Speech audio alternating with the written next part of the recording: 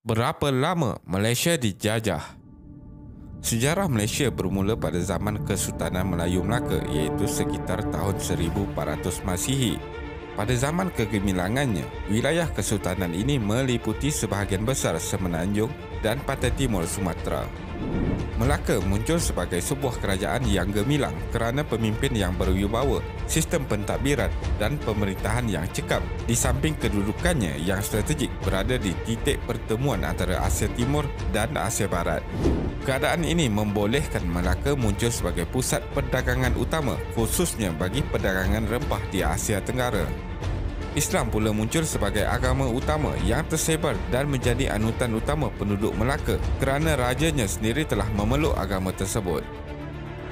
Pada tahun 1511, Melaka jatuh ke tangan Portugis dan bermula dari tahun inilah Tanah Melayu berada dalam era penjajahan. Selepas itu, Tanah Melayu jatuh ke tangan Belanda pada tahun 1641 dan akhirnya jatuh pula ke tangan British pada tahun 1824 melalui Perjanjian Inggeris-Belanda. British telah campur tangan dalam semua urusan pentadbiran Tanah Melayu yang sebelum ini diuruskan oleh Raja-Raja Melayu dengan bantuan pembesar-pembesar negeri. Campur tangan British ini telah menimbulkan rasa tidak puas hati dalam kalangan penduduk tempatan. Beberapa individu telah bangkit menentang penjajah, antaranya ialah Dor Said, Tok Janggut, Datuk Bahaman, Rentap, Datuk Maharaja Lela, Rosli Dobi dan beberapa tokoh yang lain. Pada era 1920-an dan 1930-an, kebanyakan nasionalisme, kesedaran politik dan pembangunan negara penduduk Tanah Melayu mula mendapat pendidikan sama ada dari Timur Tengah atau pendidikan tempatan. Hasilnya, muncul golongan berpendidikan yang mula memperjuangkan semangat nasionalisme. Mereka menggunakan media cetak seperti akhbar, majalah, cerpen dan novel untuk menyebarkan ideologi masing-masing.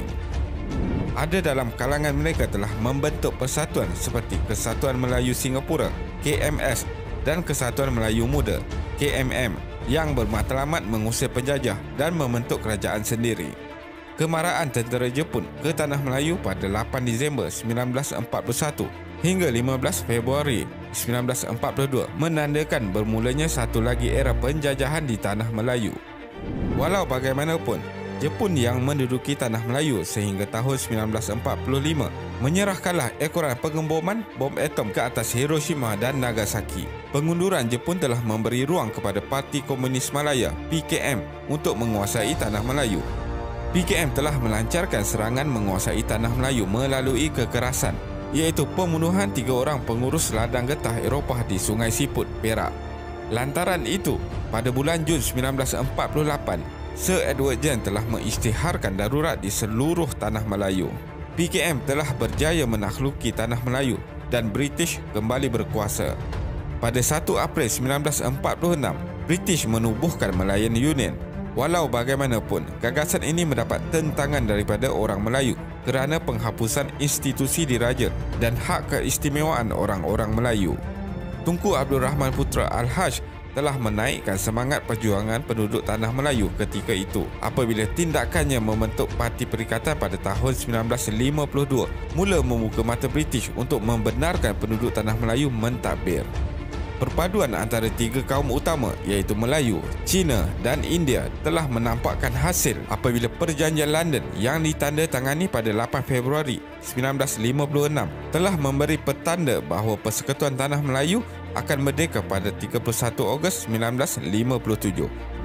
Sekembalinya Tunku Abdul Rahman Putra Al-Haj dari London, Tunku telah membuat pengisytiharan kemerdekaan Persekutuan Tanah Melayu di Padang Bandar Hilir, Melaka pada 20 Februari 1956. Pada 27 Mei 1961, Tunku Abdul Rahman telah mencadangkan penggabungan 5 buah jajahan iaitu Persekutuan Tanah Melayu, Singapura, Sabah, Sarawak dan Brunei untuk membentuk sebuah negara yang baru.